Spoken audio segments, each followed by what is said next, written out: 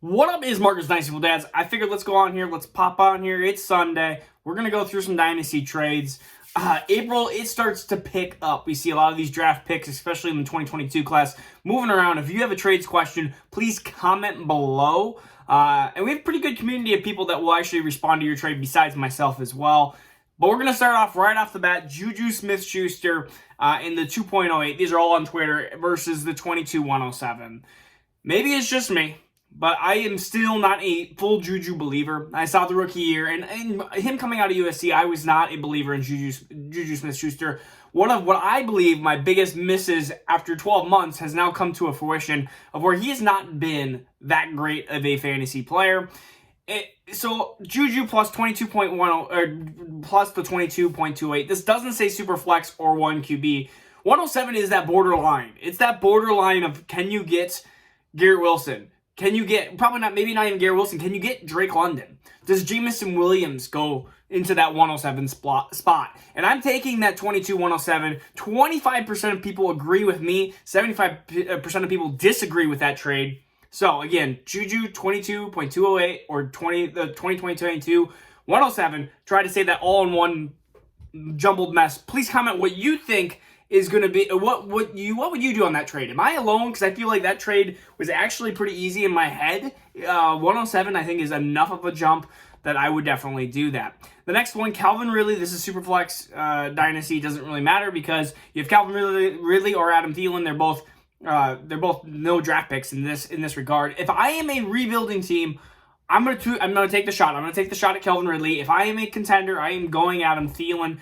Adam Thielen, 31 years old. We're talking about a guy who still has, I think, a year or two left. He was late into basically his career because he was constantly playing special teams and everything. He has been hurt, but I think Adam Thielen, there's more.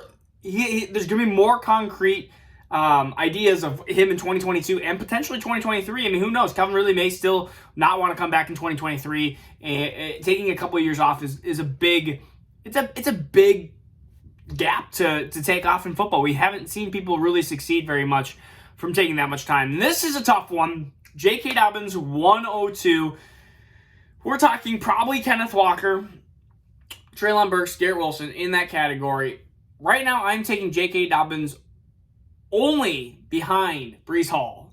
And I think Breece Hall, just by a smidgen, Breece Hall, then J.K. Dobbins. The J.K. Dobbins, I have a strong belief in, but Kenneth Walker, he doesn't have a landing spot right now, and that could change this answer. I got to go with J.K. Dobbins. I know that he's going to be in Baltimore. I know he's recovering from ACL injury, but he is super talented, and if you would have put him as a rookie in this class, he would be right up there with Breece Hall, and I think he'd be even ahead of Kenneth Walker, and Kenneth Walker would be the RB3 taken off his board. So J.K. Dobbins goes into a situation that I think is decent, not amazing, not horrible. Yes, Lamar Jackson does take away that, but even Devontae Freeman was fantasy relevant last year, and you saw how bad he was. Antonio Gibson and a 2024 fourth. Man, we're trading 2024 picks away already. Okay, and then Joe Mixon, 2024 second, so you're trading Gibson in a fourth for Mixon in a second. 14-team PPR Dynasty League. I am tempted. Gosh, this is tough. Yeah, I'm gonna take Joe Mixon in the second because that second to fourth is enough of a gap, and I think Mixon is still is a top 5 year in 2021. I think you could easily see that this upcoming year. You saw the usage. Antonio Gibson, he scares me. He was hurt last year with a foot injury, which does slow running backs down tremendously, but we have J.D. McKissic still being that thorn in his side. I am going to take Joe Mixon in a second, but it's a close trade. Oh, Twitter. David Johnson and Marlon Mack for Zach Moss and Amir Smith-Marset. I mean, this is just a dumb trade. I'll take Zach Moss and Amir Smith-Marset because maybe Amir Smith-Marset becomes a wide receiver 4, and Zach Moss is that always potentially the starting running back for Buffalo if Singletary gets hurt. David Johnson is pointless or worthless, and Marlon Mack is also worthless. So there's 2 worthless pieces for really 2 very, very, very, very, very minute valued players that are still rosterable in Dynasty, but not by much. And this is a startup. I like startup stuff. Sometimes it's good. Traded 101, Superflex. Traded away Josh Allen or Pat Mahomes. So you better get something real good. 101, 801, 1801, 2023 third, 2024 third. I'm not going to put all that up. Just to basically know it's 101, 801, and 1801, and a couple thirds. 4, 303, 410, 1010, 2023 first, 2023 second, 2024 first, 2024 fourth. Ugh, lots of stuff. You're getting a third, you're getting a fourth, first and eighth. So that's a huge trade for just saying, you know what? I'm just going to keep 101. I'm going to take Josh Allen. I'm going to take Patrick Mahomes. They are the difference makers. They are the players that you would trade literally everything for in Superflex Dynasty, especially a startup, and that is exactly what I'm doing. Is I am getting 101. He said he's already completed that trade, which I personally don't like that trade. I am keeping 101 in Superflex Dynasty. If he trades away 101, I'm assuming that would put him at his first pick being 212. He'll have 212 and 303. He'll get two probably quarterbacks there. He'll have 212, 301. Actually, he'll have 212, 301, and 303. So he has 3 picks right around that. But you don't have Josh Allen or Patrick Mahomes, which that value is just, I mean, to have those two or even Herbert, like those 3, you're trading everything to get those type of players. I've seen massive amounts of trades. I can't do it. I can't do it. I know you're receiving a bunch, but until you actually have names to those players, it's just tough. It's tough because, Josh Allen and Patrick Mahomes are nearly untradeable unless you are getting the house.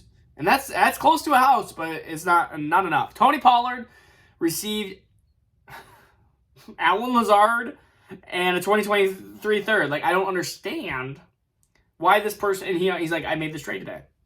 This is Twitter. No. I'm taking Tony Pollard. Tony Pollard is a good running back. There are chances that this is the turnover year. The turnover year being Zeke is falling off, and then you get Tony Pollard could be the starting running back or have the most fantasy points this year on the Dallas Cowboys. If it's not this year, it could be next year. But Alan Lazard is not fantasy valuable to the point of a crucial handcuff. No. I'm trying to see what else we got here. Well, what would we pay for Ronald Jones is a question. What would we pay for him? Early second, mid second, late second, third, or less? I would pay a late second if I desperately needed a running. Can I even? Yes, I will, because Ronald Jones is still young. It's just a mess there in Kansas City. I'll do it just because late second, because I feel like if Ronald Jones ends up having a good game or two, you can flip him for hopefully a mid or early second. You can move up 5-6 picks if you trade for that late second. DeAndre Swift, 206, 305. Breece Hall, Cortland Sutton, Superflex PPR.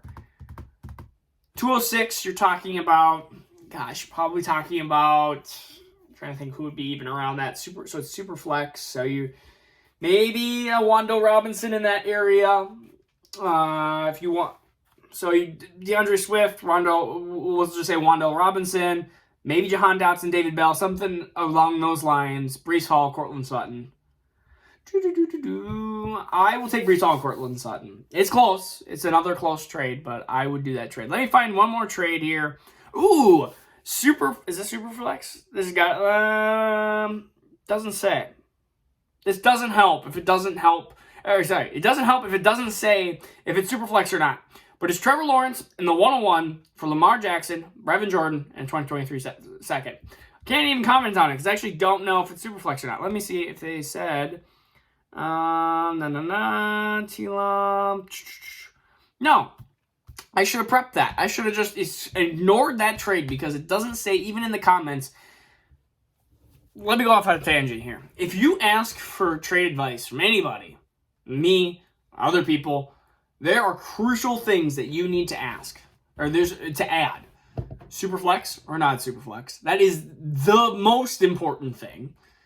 How many teams? So is it SF12, which means Superflex 12? If you are adding a tight end, then you need to say if it's TP, tight end premium, or not. Like, these are crucial things, and the goal of your team, which is one of three things. It is contending, rebuilding, reloading. You're doing one of those three things. Especially for if people are commenting and asking for trades on this channel. 12 teams, it just makes it so much easier. 12 team, super flex, if there's tight end premium, if you have a tight end there, contending. Then I can go, okay, boom. Yes, like, you need to make this trade, or rebuilding. No, you don't need to make this trade. It's like, it's the goal of your team is one of the most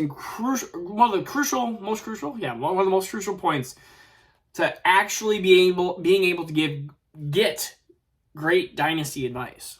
Gosh, man, I can't even talk today. This is Sunday. It's my crazy hat hair day. It's my relaxation day. So now I'm gonna go watch some Minnesota Wild and Minnesota Timberwolves here in a couple, probably like an hour or two. I think it's 6 o'clock. So peace out. We'll see you tomorrow. Take care.